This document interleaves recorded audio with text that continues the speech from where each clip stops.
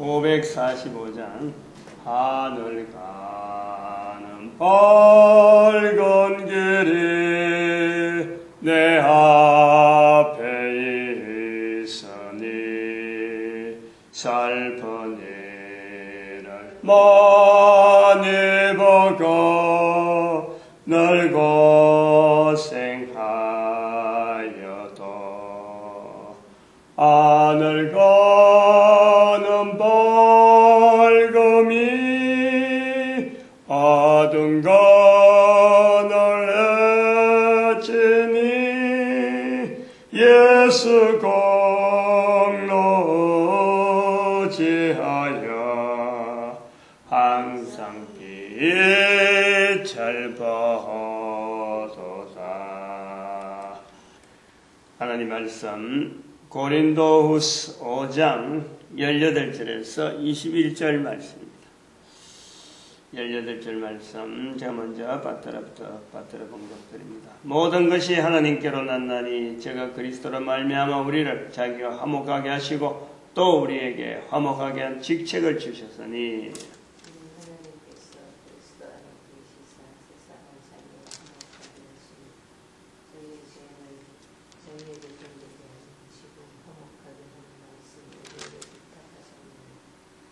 그러므로 우리가 그리스도를 대신하여 사신이 되어 하나님이 우리로 너희를 건면하신 것 같이 그리스도를 대신하여 간구하노니 너희는 하나님과 화목하라.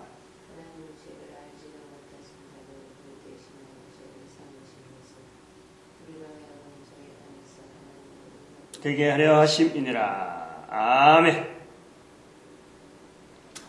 고린도서 5장 18절에서 21절 4절인데 한 절 한 절마다가 이게 아주 어려운 표현을 너무 쉽게 해놨다 그러나요?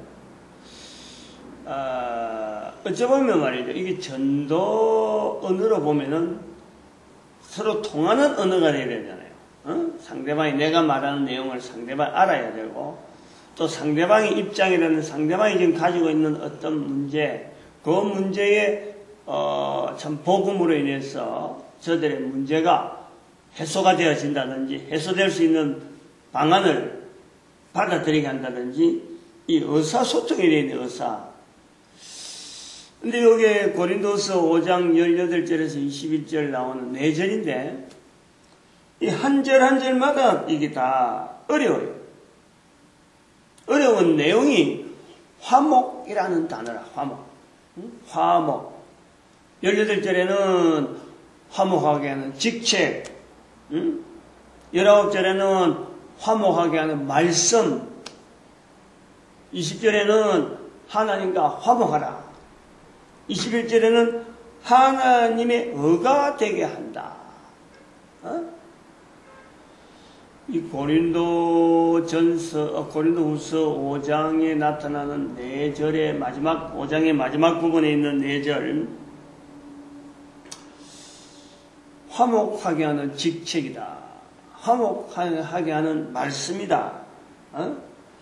하나님과 화목하라. 그리스도를 대신하여 사신이 되어 우리가 그리스도를 대신하여 사신이 되어 하나님이 우리를 너희를 건면하는 것이 그리스도를 대신하여 간구하노니 너희는 하나님과 화목하라. 21절에는 하나님의 의가 되게 한다. 이건 정말 어려운 거예요. 어렵다 하면 우리나라 교회 다니는 사람 전체를 모아놓고 찾아봐도 이게 어렵다는 걸 알아요. 화목하게 하는 직책이 뭐냐? 교회 다니는 사람들끼리 이야기해도요, 이게 몰라요. 모를 수밖에 없는 단어라는 거예요. 화목하게 하는 직책이 뭐며 화목하게 하는 말씀이 뭐며 하나님과 화목하라. 그러다가 하나님의 이것이 사도 바울을 말하는 대로 전도 언어를 사도 바울이 말하는 것에서 전도 언어를 찾겠다 하면 완전 이거는 돌을 앞에 큰 바위 만나는 것 똑같아요. 이 들어가질 않아요, 들어가지. 어떻게 방법이 없어요. 더구나 우리나라 고린도 교회에 특히 지금 문제가 가득 찬, 자기 자신에 대해서도 직책, 지금 이제 직책이 나오잖아요. 화목하게 하는 직책. 고린도 교회에 있어서 사도 바울이 가지는 이 어떤 이 선입견이 이제는 고린도 후서를 쓸 때만 우리 고린도서 이제 세 번째라 하는 편지를 두고 우리가 염두에 두고도 볼 수 있는데 좋은 인상이 아니에요. 좋은 관계가 돼야 돼. 좋아지려고 애를 많이 씀에도 불구하고 좋은 관계 안 되는 것이 이 직책이라는 단어가 화목하게 하는 직책. 여기 억지로 이었단 말이에요. 억지로. 직책이라면 하도 지금 고린도 교회와 지금 상당히 거리감이 있는 그런 어떤 느낌이 들고, 그러다가 이 화목이라는 말이 고린도인들이 알아들을 수 있는 말이냐, 로마 사회에서 이 말을 알아들을 수 있는 말이냐, 알아들을 수가 없어요.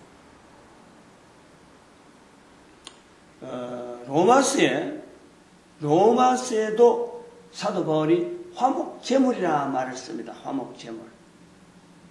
사도 바울에게 있어서는 이것이 어쩌면 그 당시의 사람들에게 이것이 알려져 있는지 어떻는지는 모르지만은 적어도 오늘 우리나라 사람들, 적어도 오늘 교회를 다녔다는 사람들에게 있어서 화목제물 의미를 몰라요. 의미를. 뭐가 화목제물이고 화목하게 하는 직책, 화목하게 하는 말씀, 하나님과 화목하라.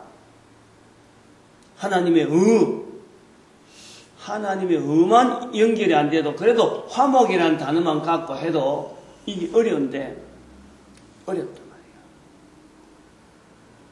말이에요. 직책이라는 이 표현 자체를 18절에 이제 들어서 화목이라는 이 단어 연결하는 부분에 직책이란 말이 먼저 들어온 이것이 아까도 제가 말씀했지만은 이 고린도 교회하고의 처음에 고린도 교회 고린도전서 1장에 쓸 때 이 직책 때문에 관계되는 거예요. 직책하고 관계되는 거예요.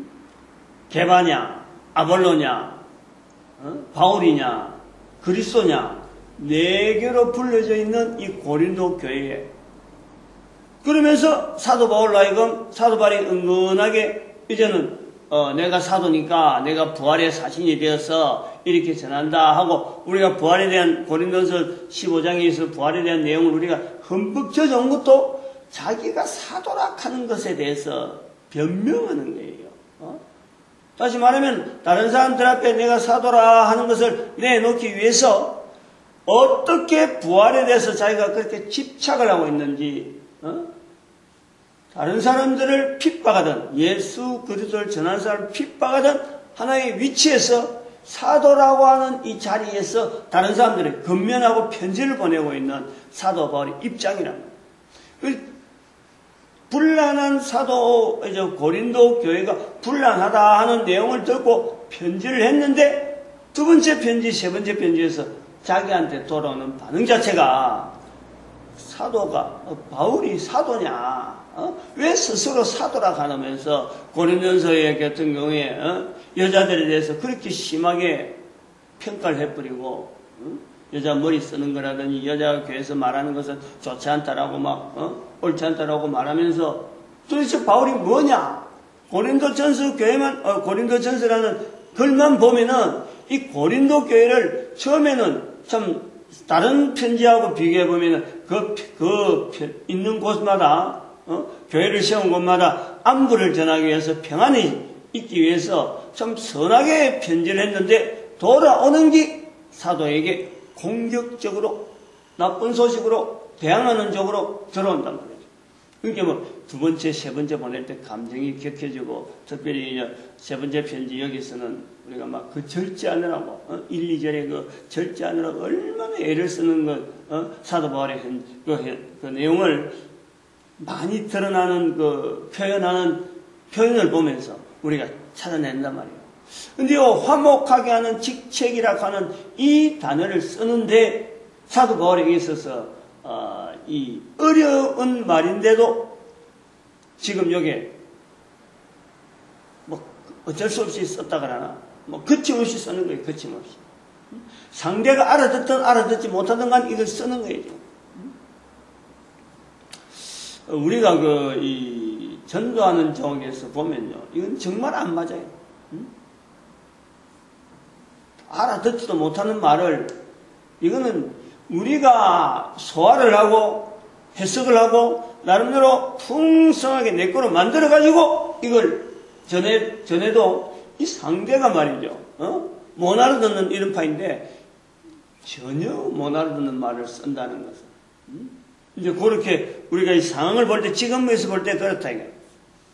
당시에 그 사도 바울 시대는 이 화목한다 하는 이런 표현이 피차간의 어떤 공감대가 어떻게 형성되어 있는지는 모릅니다. 이것이 정말 잘 알아듣는 말이고 로마서도 있기 때문에 또 화목이란 말이 있기 때문에 아마도 어떤 받아들이는 내용은 있을 것은 틀림없지만 그러나 어려운 단어가 틀림없다. 재물에 대한 거고 유대인이 쓰는 단어고 유대인들이 쓰는 화목, 재물에 대한 내용이지. 이게 그 일반화될 수 있는 우상 앞에 절하면서 우상을 막 섬긴다고 하는 헬라라든지 로마 사회에서 이 화목 재물을 알아낼 수 있겠느냐? 어려운. 아무튼 오늘 본문에서 사도 바울이 피할 수 없는 단어로서 지금 화목 재물이라, 화목해 하는 직책이라, 화목해 하는 말씀이라, 하나님과 화목하라 라고 하는 이 표현에 결국 끝에서는 이제 하나님이 하는 이런 나오는데, 화목하게 하는 직책, 어쩔 수 없이 쓰는 이런 표현에서 우리가 자꾸 제가 화목하게 하는 직책을 지금 부각을 하는 거예요. 보면서, 지난번에 한번 말씀했지만은, 사도 바울이 자기로 하여금 사도냐라고 핀잔하는 사람들을, 이렇게 보면서, 또 그걸 겨냥하면서, 사도 되는 것에 대해서 우리는 이렇게 주저할 수 있단 말이에요. 양보할 수 있다. 피할 수 있다는 거죠. 사람들이 내가 사도라 하니까 사람들이 싫어하네. 그러면 복음을 전하기 위해서, 참, 이왕이면 덕스럽다고, 그럼 내 사도란 말 쓰지 않고 뭐 다른 말 쓰지. 라고 타협한다든지 물러서지 않는 것을 우리가 보는 거죠. 화목하게 하는 직책이라는 이 직책 앞에 이 강하게 사도 바울이 앞에서부터 지금 3장에도 있죠. 3장 1절에도 있고 우리가 다시 자천하기를 시작하기는 여기도 청구서 직책에 대한 거고 그 다음에 5장에도 나오죠. 5장 12절에도 우리가 다시 너희를 자천하는 것이 아니요 여기도 직책하고 관계된 청구란 말이죠. 이렇게 강하게 나오면서 화목하게 하는 직책이라는 말을 쓰는 것에 대해서 우리는 분명하게 받아들여야 될 자세가 하나 있어요. 즉 예수 그리스도를 전하는 것에 있어서의 사도라고 붙이는 것에서 전혀 거부할 것이 없다 하는 아주 자신감을 가져야 돼요. 우리가 사도 바울이 예수를 전하는 자들을 죽이면서 감옥에 쳐넣는 일에 앞장서면서까지 반대하는 그 일을 바꿔서 예수를 전한다 하는 자리에 들어선 것만 해도 자기 자신의 사도된 것에 대해서요 거부를 하지 않더라는 거지. 이것저것 갖다 대면은 사도란 말을 못 쓰는 것이 분명한데도 불구하고 고린도 교회의 그 악화되어가는 그 과정 속에서도 이 전도하는 또 사도되는 이 자리를 마다하지 아니하고 끝까지 아주 저돌적으로 공격적으로 이걸 받아들인다는 거죠. 우리가 이걸요 아주 중요하게 봐야 돼요. 중요하게. 전도하라, 전도자 되라, 복음 전환자 되라 그러면은 마지못해서 하는 이야기가 아니라는 거예요. 이거는 끌려다니면서 어쩔 수 없이 이번 주간에 그 생각을 했는데, 우리가 그 신학교 다닐 때 보면은, 나이 많은 아줌마들이 오고, 또, 나이 많은 사람들이 오는 이야기를 들어보면, 공통적으로, 다 그런 건 아닌데, 공통적으로 어쩔 수 없이 이 길을 왔다는 거죠. 어쩔 수 없이. 어쩔 수 없이 온 게 아니라는 거예요. 밀려서 오는 게 아니라는 거예요. 화목하게는 직책이란 말이 들어간 이 자리를 우리가 보는 거예요. 예수님을 그리스도라고 나타낸 이것은요, 이것은 우리 인간의 삶이라는 거예요. 잃어버렸던 삶이에요. 못 찾았던 삶이에요. 이거는 너무너무 우리가요, 당연히 되고, 이 길에 들어서는 것만 해도 우리가 인생에 어마어마한 희열을 가지고, 나름대로의 희열과 나름대로 어떤 가치를 두고 이것을 받아들여야 돼요. 그거 인식하는 부분이 좀 필요하다. 그렇게 봅니다. 그런, 사도 바울의 이 자세가 이런 부분에 대해서 우리가 너무너무 우리가 따라가야 되고, 모방해야 되고, 사도 바울이 이걸 가지고 인생을 걸었잖아요.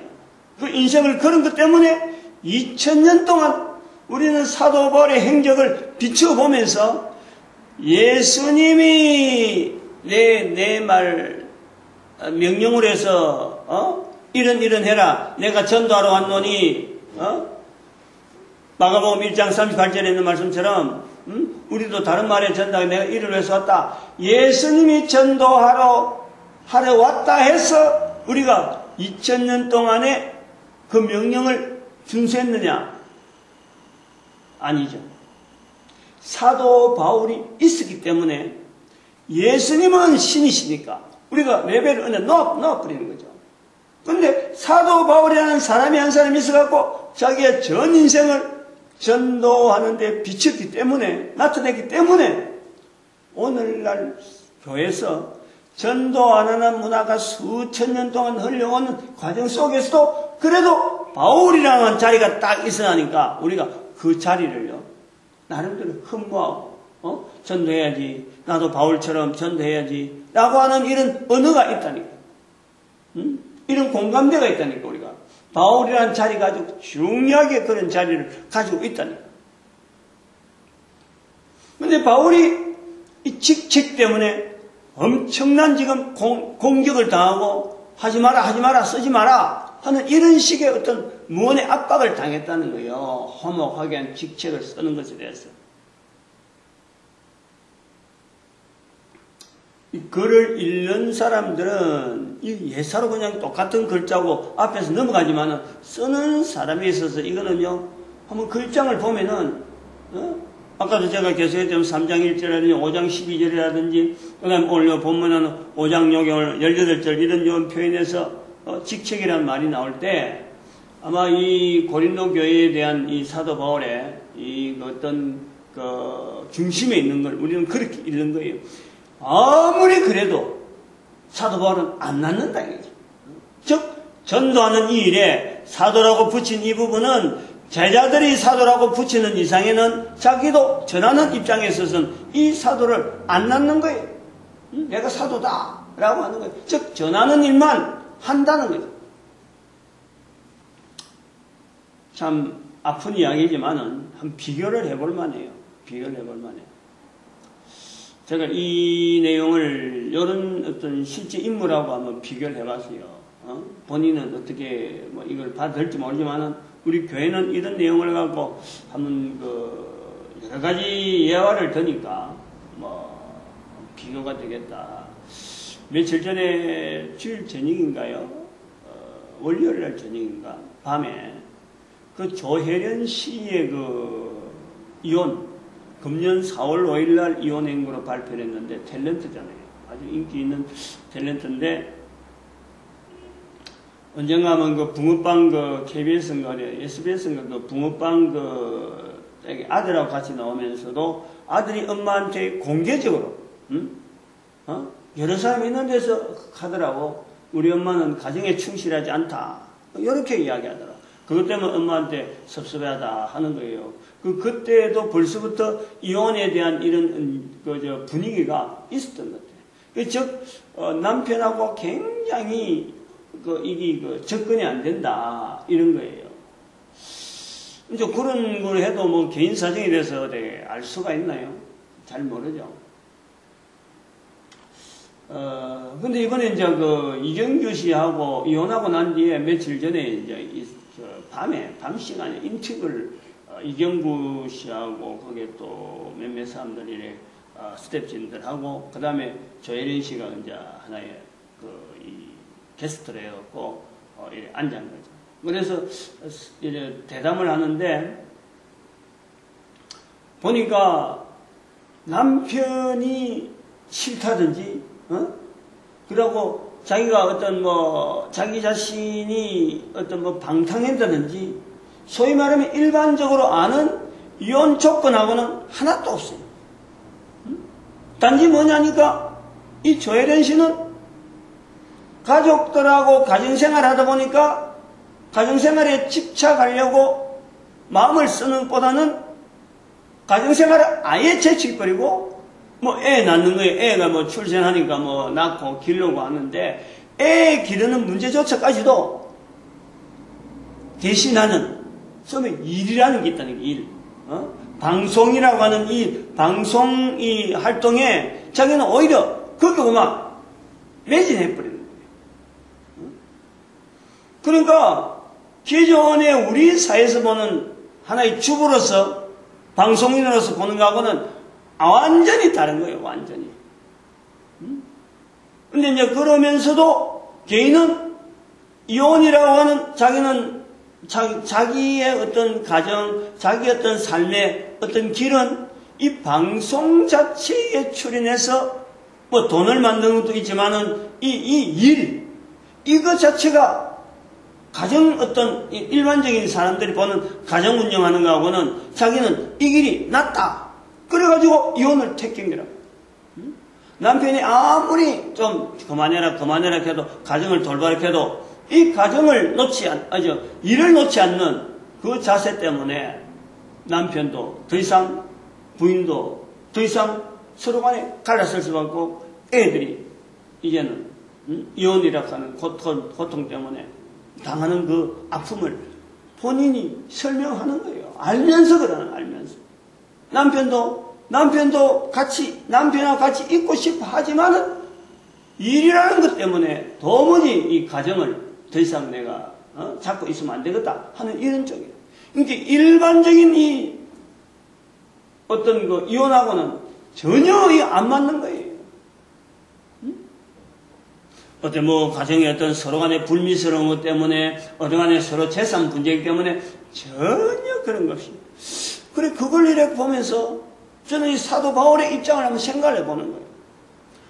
다른 사람들이 보는 시각하고는 완전히 다른 시각에 살아가는 삶이 사람마다 한 분야에 있다. 이 사람은 이런 분야로 있고, 저 사람은 저런 분야에 있을 수 있다. 그러나 우리 사회는 이걸 전체적인 어떤 틀로 각 개인에게 요구를 하는 거죠. 조혜련 씨 같은 사람이 있다고 한다면은 사도 바울이 사도로서 예수를 전하는 이 일은 이거는 너무나 당연한 일입니다. 그게 직책에 대한 이야기 나올 때 이혼을까지 하면서 여자가 애를 기르는 것까지 포기하면서 일이라는 걸 택하는데 바울이 예수를 전하는 것에서 사도라고 하는 이 일에 뭐가 이상할 일이 있느냐, 제가 요 예를 한번 언급한단 말이에요. 이건 너무나 최근에 생긴 일이고 잠깐 반 텔레비전 프로인데 저는 이제 그것이 너무 인상적이라 좀 염두에 두고 있다가 오늘 요 직책이라는 부분 때문에 고민하고 있는 사도 바울에 대해서 한번 연결해 보는 거죠. 우리나라 사람으로 정서로서는요, 대한민국의 조혜련 씨 같은 입장을 이해하고 받아들일 만한 사람, 아마도 10,000명 중에 한 명이 있을까 말까? 조혜린 씨가 우리 5천만인 중에면 5천만 중에 한 사람, 이런 확률이 나올 정도로 굉장히 어려운 겁니다. 굉장히 어려운 겁니다. 근데 본인도 그것이 너무 아프니까 사실 이혼 발표한 날은 중국으로 갔다 가라잖아요. 이혼 발표하기 직전에 그게 좀 무마시키려고 자기 자신이 괴로우니까 일단 뭐 일은 안 하겠다, 일은 하겠다 하고 이혼은 택했는데 실제로 그게 너무 고통스러우니까 중국으로 피했다는 거지. 응? 그러다가 이제 다시 돌아와서 지금 방송에 일하는지 방송에 복귀를 안 할 수도 있다 할 정도로 지금 굉장히 추스리고 있는 것도 당연하죠. 여자가 애를 마다한다는 것은, 기르는 것을 마다한다는 것은 이거는 보통 일이 아닙니다. 그런 보통 일이 아닌 것이 일반인들에게도 나타나듯이 사도 바울이 예수 그리스도를 전하는 이 일 자체에서 내가 이건 전혀 못 낳겠다 라고 말하는 것을, 그것을 표현할 때 사도라고 하는 데에서 누가 그걸 이상하다 볼 수 있겠느냐. 이렇게 한번 우리가 언급을 하면서 화목하게 직책이라고 하는 내용을 좀 우리가 본단 말이죠. 그 다음에 우리가 봐야 되는 것은 이 화목인데, 화목. 도대체 우리말로서 화목이라는 이 뜻이 어떤 뜻으로 받아들여야 되느냐, 이거예요. 화목이라고 하면 도대체 어떻게, 이거는 하나님과 화목하라. 화목이라는 것은 좋게 지내는 거예요. 좋게 지내는 거예요. 화목하게 하는 직책. 아니, 인간에게 주어진 직책인데, 하나님을 좋게 만든다. 사회를 좋게 만든다. 중재자다. 어떤 거 이야기 들어가도요, 요 개념이 안 잡히는 거예요. 화목하게 하는 직책, 화목하게 하는 말씀, 하나님과 화목하라. 여기에 어떤 의미가 들어가도 설명이 어려운 거예요. 우리 딸의 이름이 서신이 욥기서 22장, 욥기서 20장 22절, 욥기서 22장 21절. 왔다 갔다 해요. 그 부분. 앞부분이 뭔지 뒷부분이 뭔지 이렇게 돼요. 욥기서 22장 21절. 거기에도 너는 하나님과 화목하라. 이 말씀을 길거리에 딱 적어놔가지고 큰 프랭카드로 교회 앞에 현수막을 쫙 내려놔가지고 애가 태어났다 하는 말을 듣고 이제 집으로 가면서 그걸 버스 안에서 버스 서서 밖을 보다가 버스가 정차를 했는데 그 앞에 글씨가, 교회가 썼는데 앞에 글씨가 쫙 있더라고. 하나님과 화목하라. 너는 하나님과 화목하라. 이 내용이 너무 좋아가지고, 그게 27살, 8살 때, 28살에, 그걸 보고는 너무 좋아가지고, 야, 저런 좋은 말씀이 성경에 있었나. 해서 아한테 들른 이름을 하나님 할 때 화목하라 할 때 목. 그래서 하목으로 지었다네. 사목으로. 나는 너무 좋아서 지은 거예요. 야, 저거 너무 좋다. 우리 인간이 하나님과 화목해야지 하는 그 내용을 갖고 탁 받아서 저거 이름을 붙였는데, 쓰면서도 이거는 성경에 잘 나오지도 않는 거예요. 나중에 알고 보니까 굉장히 이거는 잘 안 쓰는 내용이에요. 뭣도 모르고 덜렁받았는데, 덜렁받아서 이름을 썼는데 실제로 교회에서 잘 쓰도 안 하는 말이에요. 대개 쓰는 말들이 하나님하고 연결하면서 나는 말들이요, 전부 다 은혜, 축복, 뭐 능력, 이런 데 쪽으로는 썼는데 화목하라 쓰질 않아요. 잘 안 써요. 그래서 이것이 알려져 있지 않다는 거예요. 일반화되어 있는 말이 아니다는 거예요. 이것이 오늘 보니까 오늘 본문에도 그 20절에도 너는 하나님과 너희는 하나님과 화목하라. 아까도 말했지만 욥기서 22장 21절에도 하나님과 화목하라 라는 말씀이 있습니다. 그런데 이 말씀을 오늘 여기에 보니까 하나님과 화목하라 하는 이 말씀이 22절에 보니까 갈라디아서 4장 14절에 이렇게 주가 되어 있어요. 주가. 물론 이 성경을 연구를 많이 한 분들이 이를 추구했는데 여기에 힌트가 있어요. 힌트.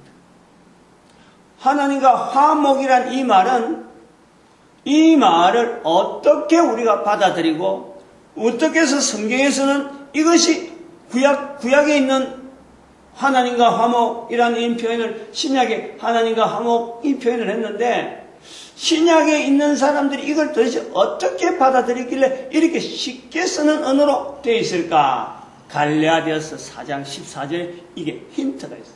그게 있는 걸 제가 기록을 해놨죠. 갈라디아서 4장 14절에 이렇게 표현되어 있습니다. 이 주가 있는데 하나님과 화목하는 이 부분에 주가 되어 있는데 갈라디아서 4장 14절인데 갈라디아서 4장 14절에 읽어보면은 너희를 시험하는 것이 내 육체에 있으되 이것을 너희가 없인 여기지도 아니하며 버리지도 아니하고 오직 나를 하나님의 천사와 같이 또한 그리스도 예수와 같이 영접하였도다. 요거 영접이라는 영접. 하나님과 화목하라. 하나님을 영접하라. 화목하게 하는 직체, 하나님을 영접하게 하는 직체.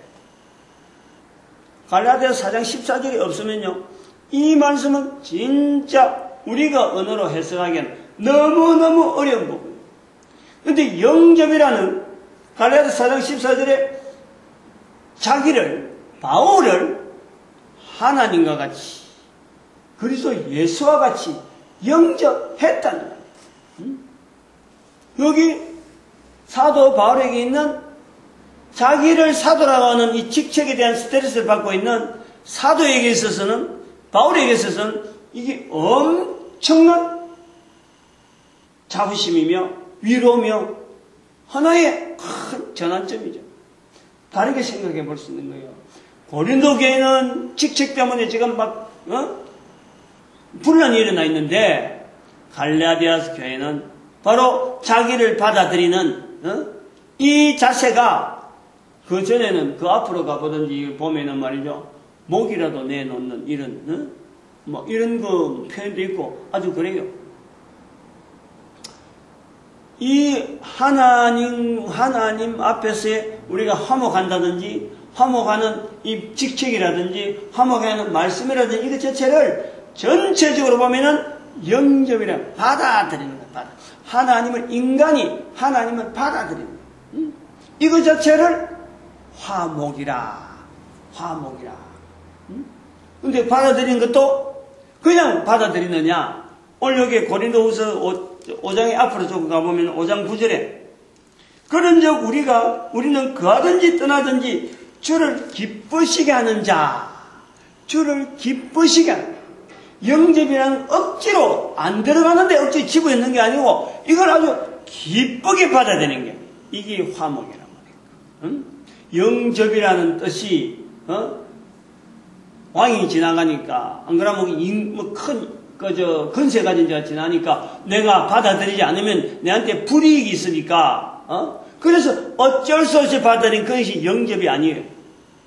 기쁨으로 내한테 이런 직책이 있다는 것이 이게 보통 일이냐, 내한테 이런 말씀이 있다는 게 이게 보통 일이냐, 내가 하나님을 부를 수 있다는 게 이게 보통 일이냐, 그래서 받아들이는 거예요. 기쁘게. 이 같이 연결해야 돼요. 영접이란 말은 기쁨이 있는 거예요. 환영하면서 받아들이는 것이 영접이잖아요.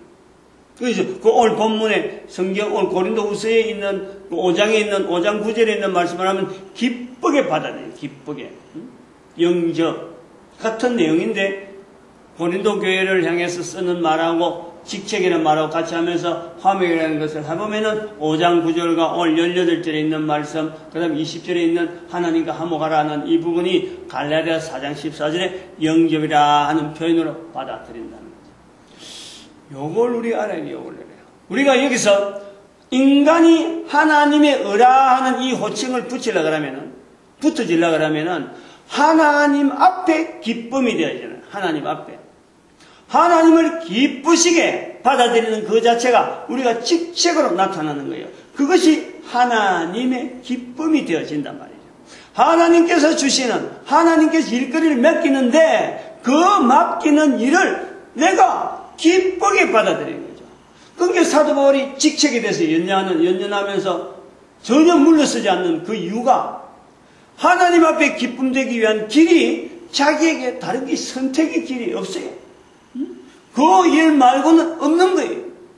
전하는 자를, 예수를 전하는 자를 죽인 자가, 죽음에 내놓던 자가 회복될 수 있는 길은요, 전하는 그 길에서 자기의 걸음을, 그 인생을 바치는 거예요. 그 드리는 거예요. 그게 다른 사람들이 뭐 직접 갖고 뭐 끄집어낼 때에 이건 요동이 안 되는 거지. 사도 바울이 그 전혀 거기에 대해서 응답을 못 하는 거예요. 그게 하나의 사도 바울에게 있어서 핸디캡이면서도 그거 자체를 내가 그로 인해서 고난받고 순환당하고 여러 가지 자체를 당연한 일로 이런 직책을 있으려고 하면, 이런 직책을 수행하려면 이런 일은 당연하다 받아들인다. 조혜련 씨 사건이 이런 내용하고 뭐 버금갈 내용이라고 똑같은 설명을 하기에는 좀 그렇지만은, 한편으로는 인생에 일반적으로 일어나는 성경의 사도 바울이니까 아이고 가능하지라고 하는 거지만은 일반인들에게도 그런 요소가 있는데, 어찌 보면 조혜련 씨에게는 이게 너무 지나쳐버리고 하나의 전혀 다른 형상으로 드러나 그런 걸 우리에게 하나의 예화가 되어집니다. 그렇다면은 가능성이라는 부분은 우리가 다 볼 수 있다는 거예요. 사도 바울 같은 자세를 일반인 생활 속에서도 얼마든지 가능하다. 이 가능성은 우리가 엿볼 수가 있단 말이에요. 하나님 앞에서 우리가 의가 된다는 것은 성령님을 인정하는 것밖에는 안 됩니다. 우리에게서 방법은 그거밖에 없습니다. 내가 내 입으로 예수를 증거하는 일 외에는요, 하나님 앞에 의가 되는 일이 없어요. 이게 바로 영접이라는 거예요. 영접. 직책을, 나에게 주는 직책을 내게 하나님께서 필요하다. 시대가 바뀌고 사람이 바뀌고 우리 인류가 쭉 살면서 내 인생도 바뀌잖아요. 태어날 때하고 나이 들 때 60세가 지금 되는데 내가 조그마한 꼬매기처럼 행동할 수 없는 거예요. 우리 인생은 바뀌는 거예요. 길이로 우리의 인생의 전체 나이를 통해서 어떤 폭, 이것도 우리가 바뀌는가 하면은 깊이 우리가 생각하고 말하고 하는 이 자체도 세월이 가면 세월이 갈수록 다른 사람 입장을 이해하기도 하고, 안 그러면 다른 사람을 전혀 생각지 못하고 자기만 하는 식으로 우리가 인생의 이 폭이요 바뀌어요. 요렇게 바뀌어지는 중에 하나님이 필요한 분야가 있다는 거죠. 우리 인간에게, 개인에게 누구든지 있다는 거예요. 그 필요한 것이 우리에게 뭔가 큰 일을 요구하는 것이 아니고, 입을 열었어. 누구든지 가지고 있는 입을 열어서 예수를 시인하는 거예요. 이것을 하나님이 필요하다는 거예요. 이 필요한 것에 대해서 내가 전 인격을 다해서 바쳐 내놓는 것, 기쁘게 그 일에 쓰임받도록 나누는 것, 그것이 하나님의 의입니다. 하나님의 의. 그래서 오늘 본문에서 화목하게 하는 직책, 화목하게 하는 말씀, 화목하게 하는 하나님과 화목하라, 이런 명령이라든지 하나님의 이 네 가지가 한 절 한 절마다 있는 이 복잡하고 어려운 이 내용을 결국에는 영접이라는 걸 통해서, 기쁨을 통해서 우리는 기쁜다고 하는 이 표현을 통해서 하나님의 일을 기쁨으로 할 수 있는 인간이 있을 수가 있다 하는 어떤 긍정적인 내용을 우리가 받아보면서 보통 사람들에게서도 나타나는 현상이 있는가 하면은 하나님의 지대한 명령 앞에서 이게 순종하려는 사람이 사도 바울이 있었다 그러면은 나도 가능하다. 누구에게든지 가능하다. 이 가능성이 개인이 받아들이고 충성을 다하면은 그 충성하는 어떤 분량이나 중심에 있는 내용에 따라서 최선을 다하는 그 모습에 따라서 사도 바울이 2000년을 비쳤다 하면 그 한 사람 한 사람은 앞으로 남은 세월을 1000년을 비출지 100년을 비출지 수많은 어떤 역사를 나타낼지 그건 알 수가 없는 이 내용이 바로 하나님의 의를 이 땅에 나타내는 전도자의 모습이 될 것이다. 저는 그래 봅니다. 가능성이 있다. 이런 걸 나이 들어서 적당한 때 쓰임 받으려고 하면 어릴 때부터 듣게 해야 돼. 어릴 때부터 이걸 자꾸 훈련하게 하고 듣게 해야 되고 그래서 학교 교육보다도요. 바로 이 전도로 하는 이 참 하나님 앞에서 궁극적으로 우리 인간이 지원받은 이런 내용을 자꾸 들리게 하는 것이 그 아이의 학교 교육 그거는 아주 지분야 그밖에 안 돼. 지분야. 그거는 자기가 하려고 하면은 얼마든지 할 수 있는 능력이 우리가 내재되어 있다니까. 근데 어릴 때 젖먹이 될 때에 신분야 이 신분야를 집중적으로 아주 최대한의 그 시간을 다 바쳐서 말이에요. 요걸 해야 된다. 애가 말을 하지 않을 때에 말 못할 때 요때 집중적으로 바른 말 할 수 있는 하나님의 말씀, 화목하게 하는 말씀, 화목하게 하는 직책, 하나님과 화목, 참 그야말로 하나님의 의를 이루는 이렇게 집중적으로 애들한테 막 교육이 들어가야 될 시기라고 그래 봅니다. 그런 것만 아마 해도 아마 조혜련 씨 같은 사람도 하나만 딱 그 부분만 알았더라도 아마 이혼하지 않고도 얼마든지 가정생활하고 또 밖에 일하고 하는 일이 가능하지 않겠느냐. 그런 어떤 인간적인 좀 이렇게 안타까움이 있으면서도 또 참 이런 사람의 분야를 하나 본다는 것만 해도 참 이 사도 바울을 비교해 볼 때 참 나름대로의 어떤 적절한 분야가 있구나. 본인은 참 굉장히 아픈 이야기지만은 그러나 근데 내용을 알았으니까 불과 얼마 전에 내용이 아니니까 그 전체 인생을 평가하기는 좀 그렇고 어쨌든 선한 일로 아마 다시 가정이 합쳐지는 그런 또 바람은 은근히 해봅니다. 제 자신이 그래 해보는 게 저 사람 가정을 떠나지는 않겠구나. 저렇게 참 고통스러워하는데 어떻게 떨어져 있겠느냐. 다른 것 갖고 생긴 문제도 아닌데 아마 좋은 결과가 있겠다. 그러나 우선 그 고통의 시간들을 이렇게 무마하는 시간이 필요하겠죠. 아무튼 우리가 이 전도자 되어지는 것에 대해서 하나님 앞에 너무너무 감사하고 이런 이야기를 듣는 것만 해도 감사하고 이런 이야기를 전하는 시간이 얼마나 참 우리에게 주어진다는 것이 감사한지 모릅니다. 그리고 우리 교회가 이 전도를 하나 되어야 되는 아주 중대한 지금 기록이 있다. 그리고 우리 민족이 또한 하나님 앞에 이 복된 일에 민족 단위 전체가 쓰임받는데 하나님 앞에 우리 축복하는 시간 주여 삼성합니다. 주여!